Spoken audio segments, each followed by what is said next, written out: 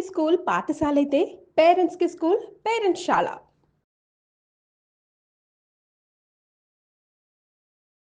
నమస్తే రమగారు. నమస్తే జయ. రమగారు, మనకి వారాహి నవరాత్రులు మొదలవుతున్నాయి. మనము దసరా నవరాత్రులు చూస్తాం, తర్వాత వారాహి నవరాత్రులు. వీటిని ఏ విధంగా జరుపుకుంటాం? మనం ఏమైనా ప్రత్యేక నియమాలు పాటిస్తామా? అందరం జరుపుకుంటాం? అసలు ముఖ్యంగా సంవత్సరానికి 4 సార్లు 4 రకాల నవరాత్రులు వస్తాయి. 2 ప్రఖ్యాతమైనవి, ఒకటి వసంత నవరాత్రులు, రెండోది శరన్నవరాత్రులు. ఈ గుప్తంగా జరుపుకునేవి ఇవి 2. ఏవి? వారాహి నవరాత్రులు, శ్యామల నవరాత్రులు జరుపుతారు. మనం చేసుకోము సాధారణంగా.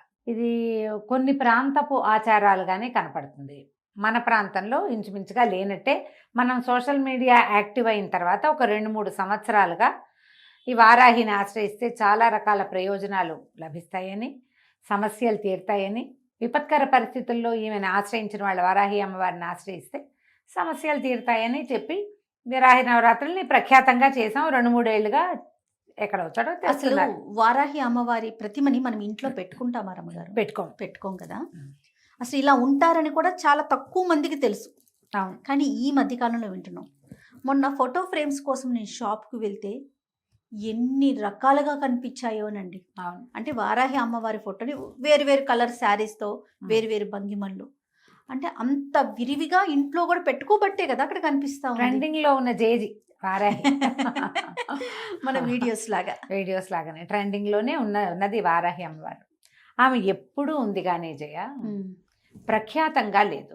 ఎందుకంటే ఈమెని ఉగ్రదేవతగానే చెప్పబడుతుంది ఆమె. ఓకే. అమ్మవారి యొక్క పరివార శక్తుల్లో ప్రముఖమైన మంత్రినిగా వారాహి అమ్మవారిని చెప్తారు. ఆదివరాహమూర్తి యొక్క స్త్రీ స్వరూప శక్తి. ఆదివరాహమూర్తిని కూడా మనం సాధారణంగా అర్చనలు, పూజలు మనం ఏమి చెయ్యం. ఏ సందర్భంలోనూ వరాహస్వామి స్వరూపంలో ఉన్న విష్ణు స్వరూపాన్ని ఇంట్లో పెట్టుకోవటం కానీ, పూజ చేయటం కానీ మనకు కనిపించదు. మనకి ప్రఖ్యాతంగా వరాహస్వామి ఉన్న దేవాలయాలు ఏవి? ఒకటేమో తిరుమలలో మొదట వరాహస్వామిని దర్శించాలి. ఎందుకంటే ఆయనే వెంకటేశ్వర స్వామికి స్థలాన్ని ఇచ్చాడు కాబట్టి, అది ఆయనది, భూమి ఆయనది కాబట్టి వారిని మొదట దర్శించి అప్పుడు పెద్ద ఆయన్ని చూడాలి. వీరు ఇంకా పెద్దవాడు, విష్ణుమూర్తికి. మనం వెంకటేశ్వరుడి కంటే పెద్దవాడుగా వరాహమూర్తిని మనం సేవించుకుంటాం. అదొకటి. రెండో వరాహ స్వరూపం సింహాద్రి అప్పన్న. ఆయన వరాహ నారసింహుడుగా వేర్వేరు స్వరూపాలలో ఉండే నరసింహమూర్తిగా ఆయన కనపడతాడు. వరాహము నరసింహము కలిసి ఉన్న స్వరూపంగా. ఈ 2 తప్ప మనకి ప్రఖ్యాతంగా ఎక్కడా వరాహ స్వరూపంలో స్వామివారు ఉన్నవి లేవు, తక్కువ. తర్వాత కాలంలో వెలిసే 2-3 చోట్ల ప్రఖ్యాతంగా దేవాలయాలు కనపడతాయి. ఒకటి మనకి విజయవాడలో ఉన్నటువంటి విజయకీలాద్రి కొండ మీద ఉన్న దేవాలయాల్లో భూవరాహ స్వామికి ఒక ఆలయం ఉన్నది. కర్ణాటకలో ఉన్నటువంటి కళ్ళహల్లి అనే ప్రాంతంలో భూవరాహ స్వామిది ప్రఖ్యాతమైన, ఆ ప్రాంతంలో బాగా వెళ్తారు. దేవాలయాలు ఉన్నాయి. కానీ మనకి రోజువారీ ఆరాధనలో వరాహస్వామిని ఆరాధించే విధానం మనకి లేదు. ఇప్పుడు వరాహస్వామి యొక్క స్త్రీ స్వరూప శక్తి అయినటువంటి వారాహి దేవత కూడా, వారాహి కూడా ప్రఖ్యాతమైన కొన్ని స్వరూపాలు ఉన్నాయి. ఇవేంటంటే మంత్రాధిష్టాన దేవతగా ఉంటుంది. మంత్రాలతోటి ఆమెను ఆవాహన చేసేదే కనపడుతుంది. కానీ సాధారణంగా సంసారులందరూ మనలాగా ఇళ్లలో ఉండేవాళ్ళు పూజలు చేసుకునేటట్టుగా కనిపించదు. సంవత్సరం అంతా ఆమెను ముట్టుకోం మనం. ఇప్పుడు ఈ అమ్మవారిని ఈ ప్రఖ్యాతంగా ఈ 10 రోజులు మాత్రమే సేవించడం, నవరాత్రులు 9 రాత్రులు సేవించడం మనకి కనిపిస్తుంది. ఈ అమ్మవారిలో కూడా వారాహిలో కిరాత వారాహి అని అలా ప్రత్యేక స్వరూపాలు ఉన్నాయి. మంత్రాధిష్టాన దేవత ఈవిడ. ప్రఖ్యాతంగా కొన్ని చోట్ల ఏంటంటే పీఠాలలో, మఠాలలో మంత్రం బాగా పునశ్చరణ చేసే చోట, యజ్ఞం, యాగం, హోమాలు అవి జరిగే చోట విరివిగా ప్రజలు వచ్చి అమ్మని సేవించి ప్రసాద స్వీకారం చేసే చోట గనక ఇది చేస్తే ఆ అమ్మవారి యొక్క ఉగ్రశక్తి, ఉగ్రత్వము అవి శాంతింపబడతాయని ఇలా వ్యవహారంగా చెప్తారు. అయితే ఇటీవల మనం వారాహి అమ్మవారికి కూడా అక్కడక్కడ దేవాలయాలు చూస్తున్నాం. మనకి కాంచీపురంలో ప్రఖ్యాతంగా లోపల అమ్మవారి కామాక్షి ఉంటే బయట వారాహి స్వరూపం కనపడుతుంది. అంతరాలయం దగ్గరే మనకి ఉన్నది. కానీ మనకి ఇప్పుడు దేవాలయాలే ఇప్పుడు మనకు కనిపిస్తున్నాయి. తిరుమలలో కూడా, తిరుపతిలో కూడా నేను వెళ్ళొచ్చాను, చెప్పాయి కదా. ఈ 2-3 చోట్ల అది పీఠానికి అనుబంధంగా ఉన్న దేవస్థానంగానే కనిపిస్తుంది. ఎలాగైనా ఎక్కడైనా కనపడితే నమస్కరించుకోవటానికి ఏ ఆటంకము లేదు. అంతే కదండి. నమస్కారం చేసుకోవచ్చు. ఒకవేళ ఏ దేవాలయానికైనా వెళ్ళినప్పుడు అక్కడ అర్చనాధికారులు జరుగుతుంటే అర్చనలో పాల్గొనొచ్చు. ఏమీ భయం లేదు, తప్పు లేదు, చెయ్యొచ్చు. అయితే ఈ ప్రఖ్యాతమైన ఈ 9 రోజులు చేసేటప్పుడు మనం కొంచెం చిన్న మెలకువతోటి వ్యవహరిస్తే సరిపోతుంది, చేసుకోవచ్చు. ఇప్పుడు ఇది ఉగ్రదేవతారాధనగా దీన్ని ఏం తీసేయాల్సిన పని లేదు, చేసుకోవచ్చు. ఈ చేయటం ఏమిటి, మనం ఎట్లాగో ప్రాణ ప్రతిష్ఠ చేసి విగ్రహాలు పెట్టి అంత గందరగోళంగా హైరాన్ పడద్దు. ఓకే, యాజ్ సింపుల్ యాజ్ చేసుకోవచ్చు, ఎంత సింపుల్గా అయినా. ఈ 9 రోజుల పాటు ఎక్కడి నుంచి మొదలైంది, ఇది ఆషాఢ శుద్ధ పాడ్యం నుంచి నవమి వరకు పూజ. పొద్దునైనా చేసుకోవచ్చు, రాత్రైనా చేసుకోవచ్చు. కాకపోతే ఈ వారాహి యొక్క శక్తి రాత్రి వేళల్లో ఎక్కువ ఉంటుందని, పగలు అమ్మవారు నిద్రిస్తుందని చెప్తారు. మేము తిరుపతిలో వెళ్ళినటువంటి అమ్మవారి దేవాలయంగా లేదది, అదొక పెద్ద మండపం లాగా ఉండి క్లోజ్ చేసి పెట్టారు. మేము అక్కడ లోపలికి వెళ్ళాక చూస్తూ మాట్లాడాం 2 వాక్యాలు.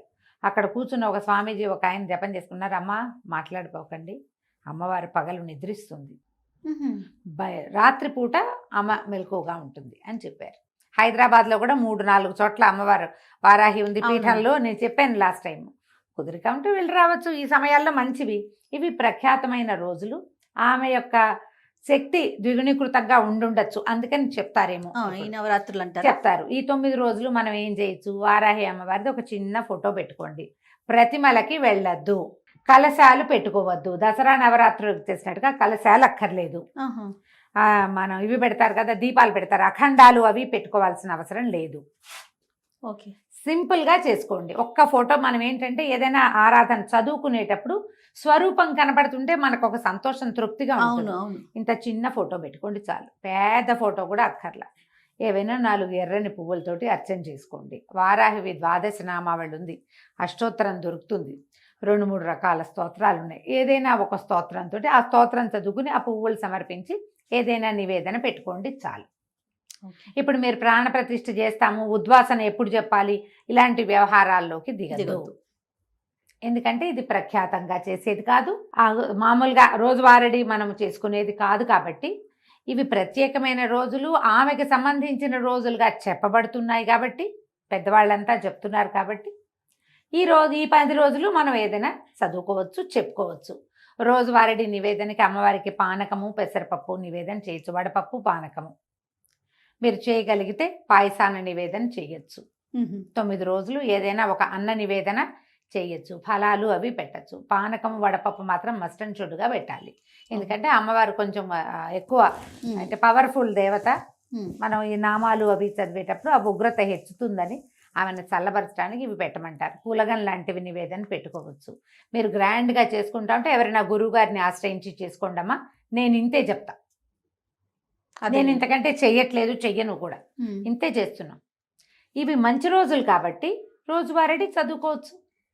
12 నామావళి చాలా చిన్నది, 12 నామాలు. ఓకే, చక్కగా చదువుకోవచ్చు. ఆ 12 నామాలనే 9 సార్లు లెక్కెట్టి చదువుకోండి, అయిపోయింది. 11 సార్లు లెక్క పెట్టి చదువుకోండి. అవును, పువ్వులు ఏవో సమర్పించండి. అష్టోత్తరంగా దొరికిందనుకో మనకు ఆన్లైన్ కనపడతాయి, చేసుకోవచ్చు.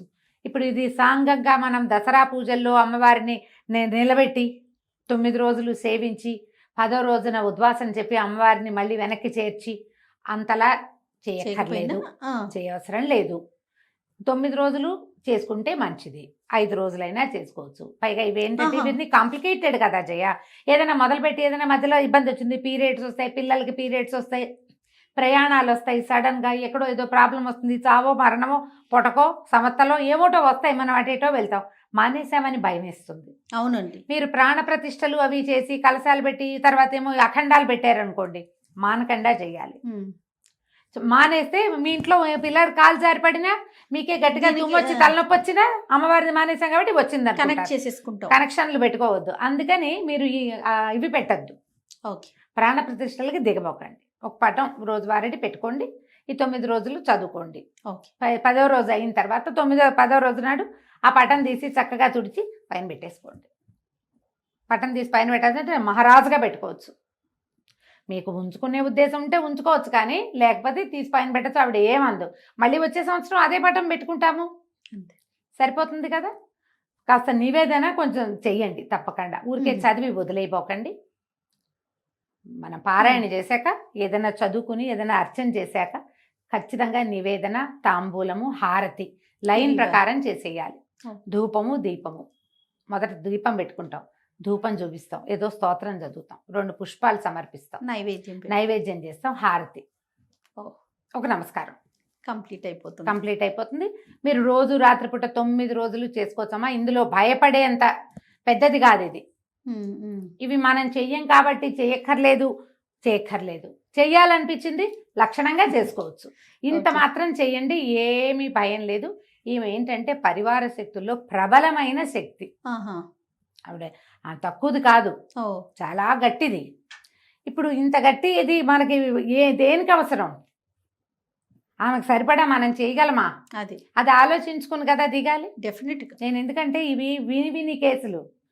మేము భయం వేస్తుంది, భయం పడ్డాము, మాకు అలా ఉంది, మాకు ఇలా ఉంది, ఈ పటం తీసేయచ్చా, ఈ పటం ఉంచుకోవచ్చా అని నన్ను 10 మంది అయినా అడిగారు. లాస్ట్ ఇయర్ వారాహి నవరాత్రుల తర్వాత ఆ పటం ఏం చెయ్యాలి, ఇన్ని రోజులు పూజ చేసాం, ఇప్పుడు లోపల పెడితే తప్పేమో, అనుమానాలు కదా రమ్మగారు, భయాలు ముందు. భయాలు కదా. భయం అయితే చెయ్యొద్దమ్మా అంటారు. నేను భయపడితే చేయబోకండి. మామూలు మనం ఏ రోజువారీ ఏం చేసుకుంటామో అది చేసేసుకోండి, సరిపోతుంది. నేనైతే దాదాపుగా ఒక 4-5 సంవత్సరాలుగా ఈ వారాహి నవరాత్రులు ఎప్పుడైతే తెలిసిందో, 5-6 సంవత్సరాల క్రితమే తెలిసిందయ్యా నాకు. ఈ ద్వాదశ నామావళి చాలా సులువు. ఓకే. 12 నామాలే కదా, వీటిని 9 టైమ్స్ చేయటం ఒక లెక్కగా అలవాటు చేసుకున్నా నేను. ఓకే. నేను ఇంతే చేస్తున్నా అంతే. ఒకవేళ మధ్యలో ఏదో ఇబ్బంది వచ్చింది, ఒక నమస్కారం చేసుకోవటమే అంతే.